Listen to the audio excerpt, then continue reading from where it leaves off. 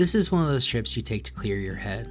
The smell of the pine trees and ocean air as you drive through the Pacific Northwest.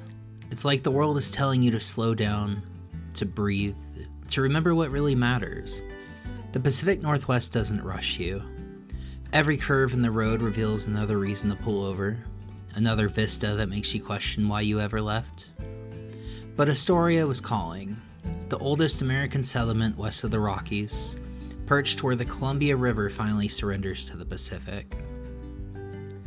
We found our base camp overlooking the water. From here, you could watch the river's endless conversation with the ocean, a meeting of titans that's been happening long before any of us arrived and will continue to long after we're gone. Astoria wears its history like a badge of honor. The Oregon Film Museum sits in the old county jail, the same building where the Goonies broke out in their iconic 1985 adventure. Walking these halls, you realize how this town became Hollywood's favorite coastal escape. The Goonies, Kindergarten Cop, Free Willy, they all saw what we're seeing now.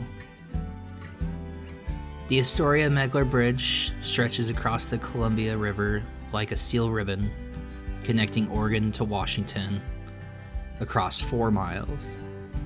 But it's what passes beneath that captures your attention. Container ships the size of city blocks, gliding by in near silence, carrying the world's goods between nations.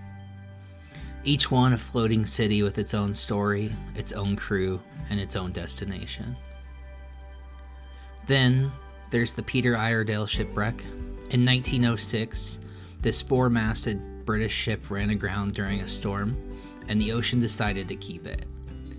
Over a century later, its skeleton still reaches from the sand like iron fingers grasping for the sky. Time, tide, and the relentless Pacific Ocean slowly reclaiming what was never really ours to begin with, like a lost time capsule.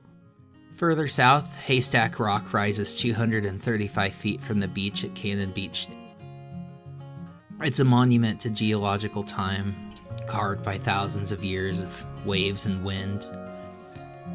Tidal pools at its base teem with sea stars and anemones.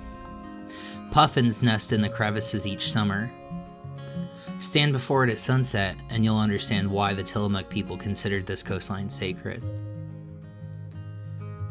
No trip through this part of Oregon, though, is complete without the Tillamook Cheese Factory. What started as a farmers' cooperative in 1909 now produces some of the country's finest dairy.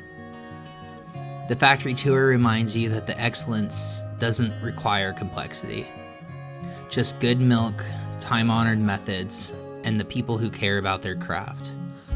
Sometimes, the best things are also the simplest. The Oregon coast doesn't demand anything from you. It doesn't ask you to perform, to produce, to prove yourself.